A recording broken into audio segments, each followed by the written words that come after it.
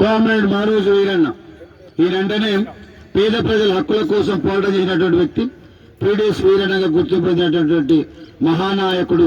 ఈ రోజు ఈ రాష్ట్రంలో ఈ దేశంలో కుల సంఘాలు విరజిల్లుతున్నాయంటే దానికి ఆద్యుడైనటువంటి ప్రాణం పోసినటువంటి జీవం పోసినటువంటి గొప్ప వ్యక్తి కామ్రేడ్ మారోజు వీరన్న గారి యొక్క కార్యక్రమం చూసినాం. ఇటు కార్యక్రమాన్ని ఉద్దేశించి కవి పండితుడు బూరూరు గిరిరాజాన్ని మాట్లాడవలసిందే కోరుతున్నాం.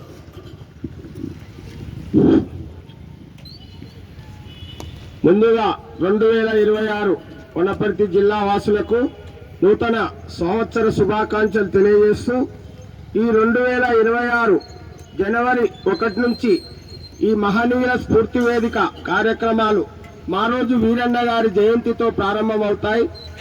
ఈ కార్యక్రమానికి అధ్యక్షత వహిస్తున్న ప్రియమిత్రులు రాజారాం ప్రకాష్ సార్ గారు, మా గురుతుల్యులు మిత్రులు నాయకంటి నరసింహ శర్మ గారు, అట్లాగే విశ్రాంత ఉద్యోగ వనపర్తి సంఘ అధ్యక్షుడు శ్రీనివాసులు శెట్టి గారు, అట్లాగే బాల్మీయ గారు, క్రాఫ్ట్ టీచర్ కుర్మయ్య గారు, రంగస్వామి గారు, తర్వాత మండల దేవన్న నాయుడు వాల్మీకి సంఘ నాయకుడు రవి సార్, మరి ఇక్కడ బీడీఎస్ అంటే నల్గొండ జిల్లా వాసి పరశురామ్ గారు ఈ కార్యక్రమానికి ఇచ్చేసిన అందరికీ స్వాగతం పలుకుతూ ఇప్పుడు తెలంగాణలో మనం అస్తిత్వవాదం తెలంగాణ వాదాన్ని ఈరోజు తెలంగాణ సాధించుకొని సుఖంగా జీవిస్తున్నామంటే ఒక మహనీయుడు కారణం. ఆయననే మారోజు వీరన్న. ఎప్పుడైనా మూలాలను పునాదులను మరవకూడదు.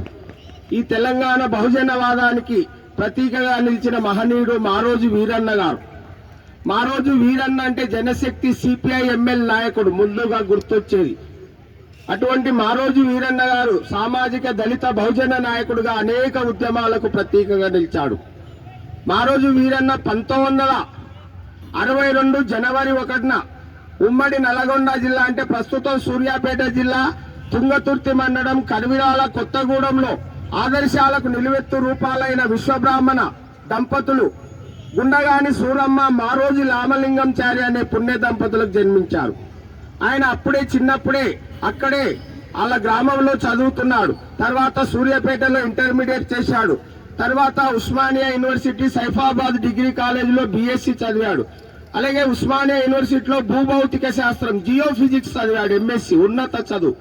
ఆ చదువుతున్న క్రమంలో ఆయన చిన్నప్పుడే అనేక వ్యక్తృత్వ వ్యాసరచన అనేక సామాజిక కార్యక్రమాల్లో పాల్గొనేవాడు. అన్యాయం ఊరు తిరగబడింది అనే నాటకాలను రచించాడు. చిన్నప్పుడే భూస్వాములను తర్వాత ఆ బడా అంటే సామాజికంగా పెత్తనం చెలాయించే పెత్తందారులపైన తిరుగుబాటు చేశాడు. అందుకే దళిత బహుజన సామాజిక ఉద్యమాలు అంటే మేమెంతో మాకంత వాటా కావాలని చిన్నప్పటి రాజ్యాధికారంలో ఆ విధంగా పోరాటాలు చేశాడు. ఆ చేస్తున్న క్రమంలో సిపిఐ ఎంఎల్ జనశక్తి ఉస్మానియాలో పీడీఎస్ ఉద్యమానికి పునాదులు వేశాడు. మారన్న అనగానే పీడీఎస్ మారన్న రాష్ట్ర అధ్యక్షులుగా ఆ రోజుల్లో పనిచేసి అప్పటి ఉమ్మడి ఆంధ్రప్రదేశ్ రాష్ట్రంలో పీడీఎస్ ఉద్యమాన్ని ఉధృతంగా నిర్వహించి అనేక విద్యార్థి సంఘాలు సామాజిక ఉద్యమాలపై పోరాటం చేయించాడు. ఇప్పటికీ పీడీఎస్ అంటే ఒక విద్యార్థి ఉద్యమ సంఘమే కాదు, సామాజిక సంఘంగా అన్యాయాలపై తిరగబడుతుంది. ఆ విధంగా వీరన్న గారు ఆ రోజుల్లో పోరాటాలు చేస్తూ 1997 ఆగస్టు 11న సూర్యాపేటలో వేల మందితో తెలంగాణ జనసభ రాష్ట్ర సభ నిర్వహించాడు. అదే మలిదశ తెలంగాణ ఉద్యమానికి పునాది వేసింది. అప్పటి నుంచి ప్రజల్లో మేమెంతో మాకెంతో వాటా, దళిత బహుజన అందరూ మా వాటా మాకు కావాలి. అందుకే ఆయన అనేక కులస ఆకలి మంగలి కుమ్మలి చాకిరేవు తుడుందెబ్బ మాదిగ దండోరా ఉద్యమానికి మాదిగ రిజర్వేషన్ పోరాట సమితి దండోరా ఉద్యమం అంటే ఆయనకు చాలా ఇష్టం. ఆ ఉద్యమాలతో ఆయన మమేకమైనాడు కనుక అట్లా ఉద్యమాలు చేస్తూ ఎన్నో సభలు నిర్వహించాడు. కమ్యూనిస్టు ఉద్యమాల్లో ముందంజలో ఉన్నాడు.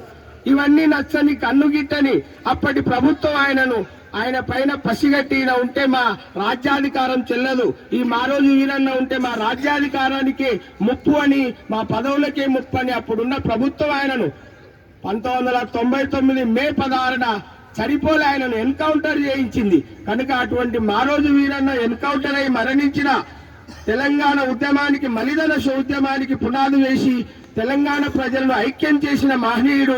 కనుక ఆ మహనీయుని స్ఫూర్తిని ఇప్పటి ఉద్యమ నాయకులు కూడా తీసుకొని అన్యాయాలు అక్రమాలపై తిరగబడాలని ఆశిస్తూ ముగిస్తున్నాను. జోహార్ కామ్రేడ్ మారోజు వీరన్నకు. జోహార్ జోహార్.